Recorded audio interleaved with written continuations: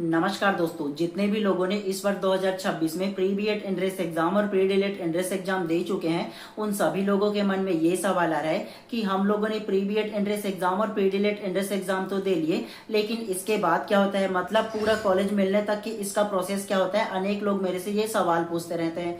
तो आज के इस वीडियो में हम लोग जानेंगे कि प्री बीएड एंट्रेंस एग्जाम और प्री डीएलएड एंट्रेंस एग्जाम होने के बाद इसका जो मॉडल आंसर होता है वो कब आता है, इसका फाइनल आंसर होता है वो कब आता है, इसके बाद आप लोगों का काउंसलिंग कब कब होता है, अर्थात कितने दिनों बाद वो काउंसलिंग होता है और काउंसलिंग में कितना फीस लगता है, किस प्रकार से इसमें काउंसलिंग में डॉक्यूमेंट लगने वाले और कैसे कैसे जो कॉलेज का चयन है वो होता है, अर्थात कितने गवर्नमेंट कॉलेज का चयन करना पड़ता है, कितने प्राइवेट कॉलेज का चयन करना पड़ता है, छत्तीसगढ़ में टोटल कितने गवर्नमेंट कॉलेज और कितने प्राइवेट कॉलेज है, और पूरा के पूरा हम लोगों का जो कॉलेज मिलने तक की जो प्रोसेस है वो क्या होता है। ये अनेक लोग मेरे से सवाल कर रहे थे, तो सोचा आप लोगों के लिए ये जो वीडियोस है ना वो विस्तार पूर्वक बता दूं, ताकि आप लोगों को ना अच्छे से इसके बारे में, इसके प्रोसेस के बारे में पता चल सके। तो स्वागत है आप सभी लोगों का आपके अपने इस यूट्यूब चैनल बाय एमडी धीवर पर। अगर आप लोग चैनल पे नए होंगे तो चैनल को सब्सक्राइब कर देना और बेल आइकन को दबा देना, क्योंकि शिक्षक बनने से रिलेटेड जितने भी प्रकार से एग्जाम होते हैं ना, उन सारे एग्जाम की तैयारी मैं अपने इसी चैनल में कराता हूँ। और आप लोगों का A to Z जो प्रोसेस है ना, टीचर बनने से जो प्रोसेस है, उन सारी चीजों के बारे में इस चैनल में आप लोगों को जानने को मिलता है। तो आप लोगों का एंट्रेंस एग्जाम देने से लेकर के टीचर बनने तक की जितना भी प्रोसेस है ना, वो सारा चीज आप लोगों को इसी चैनल पर जो इन्फॉर्मेशन है वो मिलने वाला है। तो इस चैनल को जरूर आप लोग सब्सक्राइब कर लीजिएगा, और कोई भी सवाल हो तो बेशक कमेंट कीजिएगा आप लोग, ठीक है। चलिए, सबसे पहला ना हम लोग जानते हैं कि आप लोगों ने प्री बीएड एंट्रेंस एग्जाम और प्री डीएलएड एंट्रेंस एग्जाम दे लिया, और उसके बाद क्या होता है ये जानते हैं।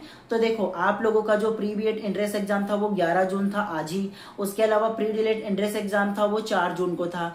अब आप लोगों का जो मॉडल आंसर है, लगभग 15-20 दिनों बाद आपका मॉडल आंसर आने वाला है। अब वो जो मॉडल आंसर आएगा ना, उसमें आप लोग मिला लेना, उसके जस्ट 10 दिन बाद फिर आप लोगों का फाइनल आंसर आएगा, जो आप लोगों का व्यापम में जो आप लोगों का प्रोफाइल है उसमें जाकर के आप लोग अपना जो फाइनल आंसर है वो देख सकते हो। और फाइनल आंसर आने के बाद ना, लगभग 10 से 15 दिनों बाद ना आप लोगों का काउंसलिंग स्टार्ट होगा, 15 दिनों बाद होगा लगभग। और काउंसलिंग में क्या क्या लगेगा ये जान लो। काउंसलिंग जो होगा ना, वो आप लोगों का जो नंबर आएगा ना उसके बेस पर होगा। SCRT के वेबसाइट पर आप लोगों को काउंसलिंग कराना होगा। कहाँ? तो SCRT का अलग वेबसाइट होगा, वहां आप लोगों को काउंसलिंग कराना होगा। और काउंसलिंग में जो है ना, वो आप लोगों को क्या लगेगा, आपका जो अभी मार्क्स है ना, बीएड का एग्जाम और डीएलएड का एग्जाम, उसमें लगेगा आप लोगों का जो रिजल्ट आया होगा वो लगेगा। उसके बाद आप लोगों का 10वीं या 12वीं का एक रिजल्ट लगेगा। उसके अलावा और कुछ भी लगने वाला नहीं है। उसमें आप लोगों का जो नॉर्मल डेट है ना, मतलब जो डिटेल है, वो सारा चीज लगेगा। उसके बाद और कुछ लगने वाला नहीं है, ठीक है। आप लोगों का 12वीं का रिजल्ट लगेगा। उसके अलावा व्यापम के द्वारा जो आप लोगों ने प्री बीएड एंट्रेंस एग्जाम और प्री डीएलएड एंट्रेंस एग्जाम दिया है ना, तो उसका रिजल्ट लगेगा। उन दोनों के बेस में जितना सारा डिटेल होगा ना, उसको फिल कर दिया जाएगा। और आप लोगों को काउंसलिंग के लिए जो फीस लगता है ना, वो केवल 350 आप लोगों को फीस लगता है। और जहां आप लोग ना जो चॉइस सेंटर में कराओगे 100 रुपए वो लगते हैं। टोटल मिलाकर के 450 में आप लोगों का जो काउंसलिंग है वो हो जाएगा। अब काउंसलिंग में किन किन बातों का ध्यान रखना है, ये आप लोगों को जब काउंसलिंग होगा उस टाइम बता दूंगा। अगर मोटा मोटी आप लोगों को बताऊं ना, तो आप लोगों को काउंसलिंग में ना केवल 10 जो कॉलेज है वो चयन करने को मिलते हैं। इन 10 कॉलेज में आप लोगों का गवर्नमेंट कॉलेज भी हो सकता है, प्राइवेट कॉलेज भी हो सकता है। अगर आप लोग चाहो ना तो टोटल 1 से लेकर के 10 तक की गवर्नमेंट कॉलेज भी डाल सकते हो, लेकिन मैं उस टाइम आप लोगों को अलग से बताऊंगा कि आप लोगों को गवर्नमेंट कॉलेज के साथ साथ प्राइवेट कॉलेज भी डाल सकते हो। अब आप लोगों के मन में फिर से एक सवाल ये आएगा कि हम लोगों को कैसे पता चलेगा कि मेरे जिले में गवर्नमेंट कॉलेज है कि नहीं, या उसके अलावा प्राइवेट कॉलेज है कि नहीं, और अगर है तो फिर वो कितना है, ये आप लोगों के मन में सवाल आएगा। तो आप लोगों को बता दूं इस सवाल का जवाब को लेकर के, SCRT के वेबसाइट में ना जब काउंसलिंग स्टार्ट होता है तो उसके कुछ दिनों पहले पूरा लिस्ट जारी होता है, जो कितने गवर्नमेंट कॉलेज है डीएलएड का और कितना प्राइवेट कॉलेज है डीएलएड के लिए, ठीक है। तो इन सारी चीजों के बारे में पूरा ना लिस्ट जारी होता है। जो NCTE से मान्यता प्राप्त जो कॉलेज है ना, जहाँ डीएलएड का कोर्स और बीएड का कोर्स कंडक्ट कराए जाते हैं, तो उसका पूरा लिस्ट आता है। उस टाइम आप लोगों को अलग से बता दूंगा, टेंशन नहीं लेना है। तो उस लिस्ट को देख लेना, और देखने के बाद ना आपका जो कोई भी जिला में ना, जो आपका जिला होगा वहां जो गवर्नमेंट कॉलेज होगा, कम से कम 4-5 वहां गवर्नमेंट कॉलेज डालना। उसके बाद जितना भी 4-5 और बचेगा ना, उसमें प्राइवेट कॉलेज डालना है, और आपके नंबर के हिसाब से डालना। उस टाइम अलग से वीडियोस बनाऊंगा कैसे कैसे आप लोगों को डालना है इसके बारे में, तो इसका टेंशन आप लोगों को नहीं लेना। ये आप लोगों का क्या है, काउंसलिंग प्रोसेस है। और देखो, आपके मन में फिर से सवाल आ सकता है कि ये काउंसलिंग कितने बार होता है। है, कितना लिस्ट जारी होता है, ये भी आप लोगों के मन में सवाल आ सकता है। तो इसका भी जवाब देता हूँ, आप लोगों को आराम से सुनिएगा, ठीक है। देखो आप लोगों का 3 बार काउंसलिंग होगा, मतलब आप लोग ना काउंसलिंग में 3 बार फॉर्म डाल सकते हो, ठीक है। तो 3 बार काउंसलिंग में, प्रत्येक काउंसलिंग में 3-3 मेरिट लिस्ट निकलता है। मेरिट लिस्ट कैसे निकलेगा और कहाँ निकलेगा ये बताओ ना। तो आपको जो काउंसलिंग है वो कहाँ कराना है, SCERT के वेबसाइट में कराना है। फिर से आप लोगों के मन में एक सवाल आ सकता है कि सर हम लोगों ने तो एग्जाम व्यापम के वेबसाइट से दिलाया था, मतलब व्यापम के थ्रू एग्जाम दिलाया था, प्री बीएड एंट्रेंस एग्जाम और प्री डीएलएड एंट्रेंस एग्जाम, अब ये SCERT कहाँ से आ गया, आपके मन में ये सवाल भी आ सकता है। तो बता दूं, व्यापम जो होता है ना वो छत्तीसगढ़ का केवल कंपटीशन एग्जाम कंडक्ट कराता है, केवल एग्जाम तक की उनको दिलाने का ना वो जो कार्य है वो रहता है। उसके बाद काउंसलिंग वगैरह लेने का, कॉलेज अलॉट करने का उसका काम नहीं रहता है, केवल एग्जाम लेना व्यापम का काम होता है। काउंसलिंग जो होगा वो आप लोगों का SCERT के वेबसाइट पर होगा, और ये वेबसाइट पर आप लोगों का काउंसलिंग होगा, यहीं से आप लोगों का कॉलेज चयन होगा, और कॉलेज चयन होने के बाद डायरेक्ट आप लोग डॉक्यूमेंट सारा चीज लेकर के ना जो कॉलेज में नाम आएगा उसमें जाना होगा। तो आप लोगों के SCERT के वेबसाइट पर ध्यान देना होगा, ठीक है। तो आप लोगों को काउंसलिंग कैसे हो रहा है पता चला, और आप लोगों को लिस्ट मिलेगा ना कॉलेज का, तो वहां से डाल लेना। मैं आप लोगों को A to Z प्रोसेस बता दूंगा। प्रत्येक जिले में गवर्नमेंट कॉलेज डीएलएड का मिल जाता है, तो उसका टेंशन आप लोगों को नहीं लेना। जब लिस्ट आएगा ना तो अलग से आप लोगों को बता दूंगा। अगर मोटा मोटी बताओ ना कि डीएलएड कोर्स जो लोग करना चाहते हैं और डीएलएड के लिए कितना गवर्नमेंट कॉलेज है और कितना छत्तीसगढ़ में गवर्नमेंट कॉलेज का सीट है, ये बताऊं अप्रोक्स ना। तो देखो छत्तीसगढ़ में टोटल 18 गवर्नमेंट कॉलेज है छत्तीसगढ़ में डीएलएड कोर्स के लिए, ठीक है, जिसमें से 16 डाइट है। डाइट का मतलब ये होता है कि वहां ना प्रत्येक जो डीएलएड फर्स्ट ईयर और डीएलएड सेकंड ईयर में ना 100-100 सीट है, मतलब 100 सीट डीएलएड फर्स्ट ईयर में है और 100 सीट डीएलएड सेकंड ईयर में है। और उसके अलावा 2 बीटीआई है। बीटीआई का मतलब होता है 50 सीट उसमें होता है, वो छोटा होता है डाइट से, जहां डाइट के मुकाबले ना थोड़ा सा कम सीट देखने को मिलते हैं। तो ये ध्यान रख सकते हो। चाहो ना तो आप लोग क्या कर सकते हो, आप लोग डाइट में एडमिशन ले सकते हो, उसका पूरा लिस्ट आता है, आप लोग देख लेना। जब लिस्ट आएगा ना तो अलग से बता दूंगा। और बीटीआई के बारे में बात करो ना तो एक बीटीआई बिलासपुर में है ना, जहां से मैं किया हूँ गवर्नमेंट कॉलेज से। और एक जो बीटीआई है वो डोंगरगांव में है, वहां 50-50 सीट है, 50 सीट फर्स्ट ईयर में, 50 सीट सेकंड ईयर में। तो इस प्रकार से अलग अलग सीट है। तो आप लोग ना, आपका जो मार्क्स मिलेगा ना डीएलएड का एंट्रेंस एग्जाम और बीएड का एंट्रेंस एग्जाम में, तो उसके थ्रू आप लोग ना गवर्नमेंट कॉलेज या प्राइवेट कॉलेज जो रहेगा वो चूज करना है। कैसे चूज करना है उस टाइम अलग से वीडियोस वगैरह बनाऊंगा, तो वहां आप लोगों को अच्छे से इन्फॉर्मेशन दे दूंगा, ठीक है। अभी मोटा मोटी जान लीजिए। देखो आप लोगों का काउंसलिंग का फॉर्म भर लिए, अब भरने के बाद क्या होता है, लगभग 1 हफ्ता तक की काउंसलिंग प्रोसेस चलता है फॉर्म भरने का सारे लोगों को, ठीक है। उसके बाद क्या होता है, लगभग 10 दिनों बाद ना उसका फर्स्ट मेरिट लिस्ट जारी होता है। और ये जो मेरिट लिस्ट होता है ना, आपके मोबाइल नंबर पर बिल्कुल नहीं आता, मैसेज वगैरह भी नहीं आएगा आपको। डायरेक्ट जिस दिन ना आप लोगों का मेरिट लिस्ट का डेट लिखा होगा ना उसमें, है ना, तो वहां आप लोगों को उसके वेबसाइट पर जाना होगा SCERT के, और वेबसाइट पर जाकर के चेक करना होगा आपका जो भी आईडी और वो है ना आप लोगों का पासवर्ड, उसके थ्रू आप लोगों को जाना है और जाकर के आप लोगों को चेक करना है। अगर आप लोगों का नाम किसी गवर्नमेंट कॉलेज या प्राइवेट कॉलेज में आएगा तो आपके प्रोफाइल में शो करेगा SCERT के, ठीक है। अब शो करेगा तो आपको आगे क्या करना होगा, आप लोगों को ना कॉलेज जब जाओगे एडमिशन लेने तो आप लोगों को कुछ डॉक्यूमेंट लगेगा, उस टाइम आप लोगों को निकालना है। अभी कुछ नहीं करना है, कोई भी डॉक्यूमेंट निकलवाने की आवश्यकता नहीं है आप लोगों को, ठीक है। उस टाइम क्या क्या लगेगा मोटा मोटी तौर पे बताओ ना, तो आपका जितना भी आप लोगों का जो आईडी वगैरह वो सारा चीज लगेगा। जैसे एग्जाम्पल के थ्रू बताना तो आप लोगों का 10वीं का रिजल्ट लगेगा, 12वीं का रिजल्ट लगेगा, टीसी लगेगा, सीसी लगेगा, माइग्रेशन लगेगा। उसके अलावा आप लोगों का जो लगेगा वो 2 फोटो लेते हैं।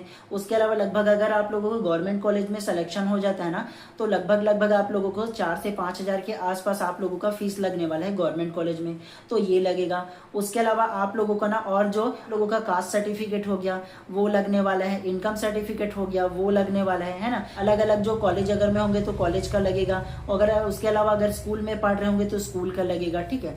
इन सारा डॉक्यूमेंट को आप लोगों को लगेगा। जब काउंसलिंग होगा ना उस टाइम मोटा मोटी आप लोगों को अप्रॉक्स बता दूंगा कितना फीस लगेगा, फोटो लगेगा और क्या क्या डॉक्यूमेंट लगेगा, सारा चीज बता दे रहा हूँ। अभी मोटा मोटी ये सारा चीज जो लगने वाला है वो बता दे रहा हूँ, ठीक है। तो ये लगने वाला है। उसके बाद आप लोगों को कॉलेज जाना है, जितना दिन भी आप लोगों का डेट दिया जाएगा कि 1 हफ्ते के भीतर आपको एडमिशन लेना है बोलेंगे, उसमें कॉलेज जाके सारा डॉक्यूमेंट सबमिट करना है, फीस जो है वो करना, फिर आप लोगों का फाइनल वहाँ एडमिशन हो जाएगा।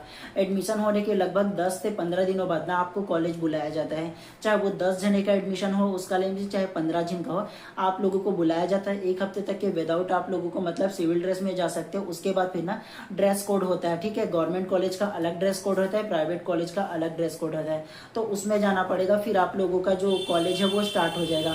और ये जो कोर्स है ना वो 2 साल का रहने वाला है, ठीक है।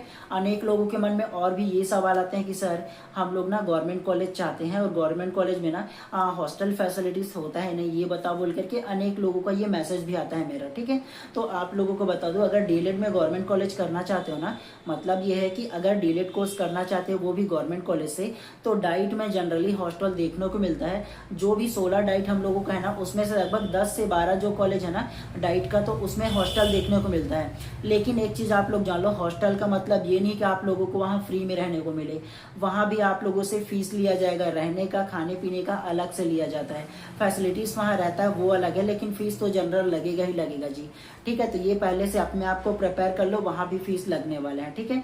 1-2 लोगों से मैं पूछा ना, जहाँ मेरे फ्रेंड लोग रहते थे वहाँ, तो लगभग यही 1500 से 2000 के आसपास कुछ लेते हैं, खाना पीना सारा चीज मिला करके, ठीक है, डाइट वगैरह में, ठीक है। जो हॉस्टल फैसिलिटीज रहता है ना वहाँ लगता है। अदरवाइज ऐसे प्राइवेट तौर पे आप रहना चाहो तो रह सकते हो। 2 साल ही केवल आप लोगों को एफर्ट करना है। उसके अलावा अगर प्राइवेट कॉलेज के बारे में बात करें ना डीएलएड का, तो प्राइवेट कॉलेज तो जी बहुत सारे हैं। जितने भी प्राइवेट कॉलेज आप लोगों ने देखा होगा ना, जो मुख्यतः शहर में होंगे, वो सारे के सारे ना डीएलएड का जो कोर्स है वो प्रोवाइड करते हैं।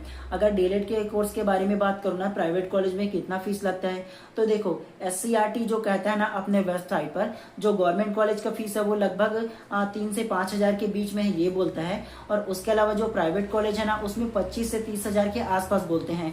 लेकिन ऐसा है कि प्राइवेट कॉलेज अपने अनुसार ना थोड़ा बहुत ऊपर नीचे ले लेते हैं, जो अपना जो फैसिलिटीज वगैरह प्रोवाइड करते हैं ना उसके अकॉर्डिंग ले लेते हैं, ठीक है। जब उसका फाइनल जब आएगा ना एससीईआरटी के द्वारा कि वो कितना लगेगा फीस वगैरह, तो आपको अप्रॉक्स उस टाइम बता दूंगा कि इतना फीस उसमें दिया गया है, ठीक है। अभी केवल आप लोगों को मोटा मोटी जो प्रोसेस है ना उसके बारे में बता दे रहा हूँ। तो ऐसा आप लोगों का रहने वाला है। उसके अलावा बीएड का कोर्स में सोचोगे ना, तो बीएड के कोर्स के लिए बहुत कम आप लोगों को जो गवर्नमेंट कॉलेज है वो देखने को मिलेंगे, ठीक है। तो आप लोग वहाँ बीएड का कोर्स में भी क्या कर सकते हो, डाल सकते हो। अब आप लोगों के मन में फिर से एक सवाल आ सकता है कि सर आप ना जो प्री डीएलएड एंट्रेंस एग्जाम और प्री बीएड एंट्रेंस एग्जाम अभी हाल ही में हम लोगों ने जो दिया है उसका कट ऑफ कितना जा सकता है, ये बताओ बोल करके आप लोगों के मन में ये भी सवाल आ सकता है। तो आप लोगों को मोटा मोटी तौर पे बताओ ना, तो देखो डीएलएड का अलग कट ऑफ जाएगा, बीएड का अलग कट ऑफ जाएगा। सबसे पहले आप लोग ये समझ लो कट ऑफ का मतलब क्या होता है।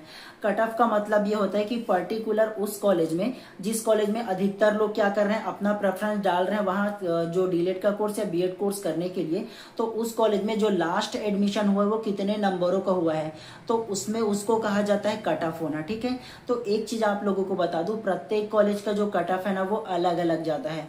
सारे को मिला करके मर्ज करके अप्रॉक्स बताया जाता है कि इतना गया बोल करके, ठीक है। तो ये मान के चलो, देखो कट ऑफ जो जारी होता है ना, मान के चलो बिलासपुर में एक गवर्नमेंट कॉलेज है डीएलएड के लिए बीटीआई करके, ठीक है। बीटीआई बिलासपुर है, जिसका पूरा नाम बेसिक ट्रेनिंग इंस्टीट्यूट बिलासपुर है, ठीक है। वहां केवल मान के चलो 50 सीट है। अब देखो पूरा बिलासपुर जिला में बहुत सारे लोगों ने अपना फॉर्म फिल किया होगा। अब सारे के सारे लोग वहां क्या करना चाहते हैं, ये जो कोर्स है वो करना चाहते हैं, और केवल वहां 50 लोगों का ही एडमिशन होगा। मान के चलो अप्रोक्स अगर कहीं वहां 500 लोगों ने अपना फॉर्म फिल किया, उन 500 लोगों में जितना ज्यादा उन लोगों का मार्क्स रहेगा ना, उसके अकॉर्डिंग उन लोगों का जो कॉलेज है ना वो चयन होता है, ठीक है। तो देखो 500 लोगों में से केवल 50 लोगों को चुनना है, तो वहां मान के चलो देखो 500 लोगों में तो अधिकतर लोग 60+ नंबर लाए होंगे, तो उन्हीं लोगों का हो जाता है। तो वहां हाई कट ऑफ जाता है, क्यों? क्योंकि ज्यादा लोग फॉर्म भरेंगे एक ही कॉलेज में, तो उसका कट ऑफ हाई जाता है। उसके अलावा अगर के कोई भी प्राइवेट कॉलेज दूसरा होगा, वहां हो सकता है कि वहां 100 सीट है, लेकिन वहां जो फॉर्म फिल करने वाले लोग हैं ना, प्रेफरेंस डालने वाले, वो मान के चलो 100 से 150 के आसपास होंगे, तो वहां क्या होगा, कट ऑफ नीचे जाएगा। क्यों? क्योंकि दोनों कॉलेज का ना जो कट ऑफ है वो अलग अलग हो। यहाँ 500 लोगों ने फॉर्म फिल किया, यहाँ 200 लोगों ने फॉर्म फिल किया, तो उसके अकॉर्डिंग एक अलग अलग होता है। उसके अलावा दूसरा जो कट ऑफ डिसाइड होता है वो अलग अलग सीट में बंटवारा होता है। बंटवारा मतलब सारे कैटेगरी वाइज अलग अलग जो सीट है वो बटा होता है। एग्जाम्पल दे रहा हूँ, समझना आप लोग, ठीक है। जैसे मान के चलो बीटीआई बिलासपुर को ही लेता हूँ, देखो 50 सीट वहां पहले है, ये मान लो। अब उस 50 सीट में कैटेगरी वाइज सभी लोगों का जो सीट है वो अलग अलग डिवाइड होता है। जैसे एसटी का अलग सीट होगा, एससी का अलग होगा, ओबीसी का अलग सीट होगा, ये 3 भाग में अलग हो गया। उसके अलावा जनरल कैटेगरी का अलग सीट होगा। उसके अलावा भी अलग सीट होता है, दिव्यांग जो बालक होते हैं उनके लिए अलग सीट होते हैं, है ना। तो इस प्रकार से अलग अलग जो सीट है वो डिवाइड होता है। उसके अलावा भी अलग से डिवाइड होता है, जो सब्जेक्ट वाइज है ना उसके वाइज भी अलग से डिवाइड होते हैं। सब्जेक्ट वाइज मतलब ये कि जो लोगों ने साइंस मैथ लिया होगा उनका जो सीट है वो अलग होता है। उसके अलावा जिन लोगों ने नॉन साइंस वाले होंगे, मतलब जो कॉमर्स लिया होगा, आर्ट्स लिया होगा, उनका सीट अलग डिवाइड होता है। तो ऐसे भी सीट अलग अलग डिवाइड होता है। ये सारा चीज जो फैक्टर है ना, वो सारे के सारे जो आप लोगों का कट ऑफ है वो डिसाइड करता है। तो ये कट ऑफ का लोचा होता है। एक्चुअल में बोलो तो लोचा मतलब ये है कि जो कट ऑफ डिसाइड होता है इस प्रकार से होता है कि लास्ट जो एडमिशन है वो कितने नंबर में हुआ है, ये उसका कट ऑफ होता है। ठीक है, तो समझने की कोशिश कीजिएगा केवल आप लोग।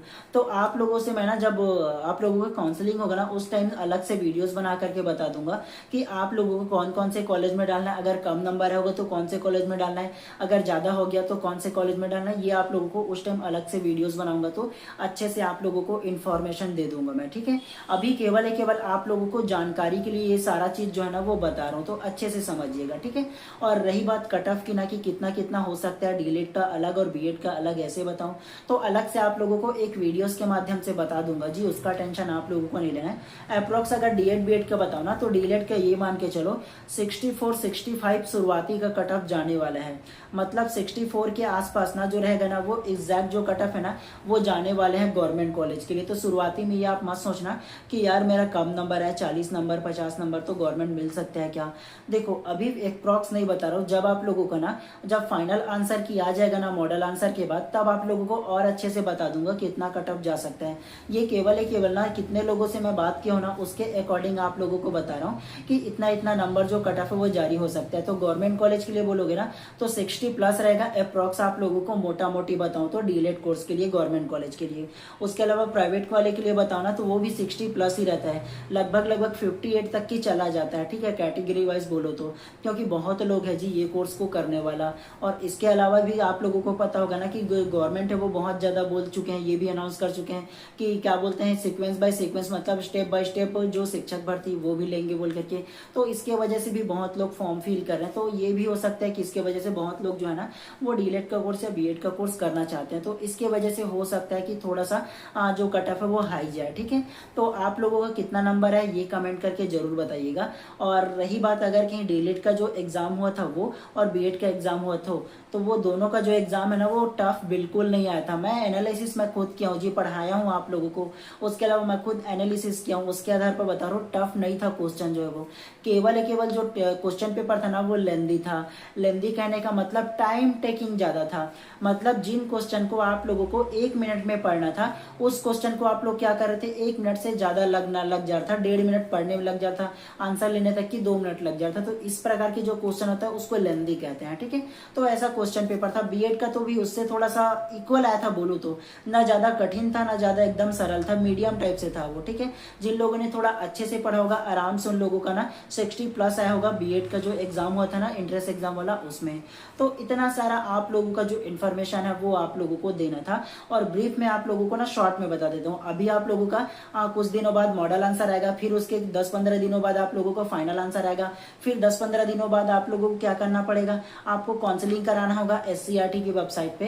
काउंसलिंग करने का 1 हफ्ता का डेट देता है। 1 हफ्ते के बाद आप लोगों को लगभग 15 दिनों बाद ना आपका जो फर्स्ट मेरिट लिस्ट है वो जारी होगा, उसके बाद सेकंड मेरिट आएगा, थर्ड मेरिट आएगा। तो इस प्रकार से 3 अलग अलग जो मेरिट लिस्ट है वो आने वाले हैं। ठीक है, तो ऐसा मेरिट लिस्ट आएगा। फिर आप लोगों को जो जो डॉक्यूमेंट लगेगा वो सारा चीज को रखना है, फिर आप लोगों को सबमिट करके फिर कहाँ कॉलेज में जाना है, कॉलेज में एडमिशन लेना है, वहां हो जाएगा।